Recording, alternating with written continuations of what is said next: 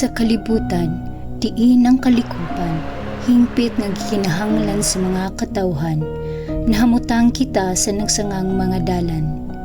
Ang atong planeta, atong nag-inusarang puloy-anan, nagatubang karon og hingpit nga kadautan.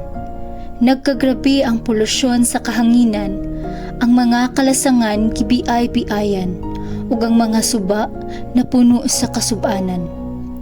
Tungod niini, ang makalilisang balos sa kinaiyahan ato nang natagamtaman.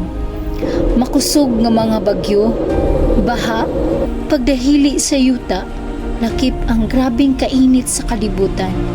Hinahinay na kitang gipanimaslan. Apan, taliwala nining tanan, mutumaw ang paglaom.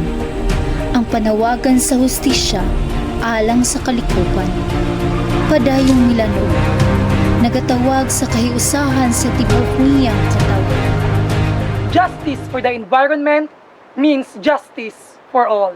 It's time to stand up for the voiceless creatures and ecosystems.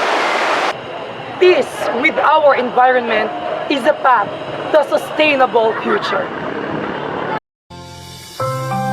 Kung kita magtinabangay, ang kalibutan atong mapanalipdan. Hustisya ug kalinaw atong ipadagayday. Sama sa tubig sa kasapaan nga malinawong midagandagan. Buhaton nato kini pinaagi ug buhat kahiusahan.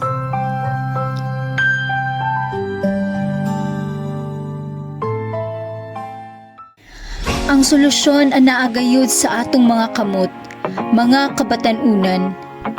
Supilon ta ang lantarang panghubusar sa kinaiyahan. Respetuhon nato kini sama sa atong katiguangan. Pagpananom og kahoy, saktong paglapay sa mga basura ug uban pa. Mga saktong buhat nga angay ipatigbabaw. Ipatagamtam ta sa atong mga anak sa umaabot ang kanindot sa kalibutan. Ihatag ta kanila ang preskong hangin, limpyong kasapaan, ug buhi nga kalasangan.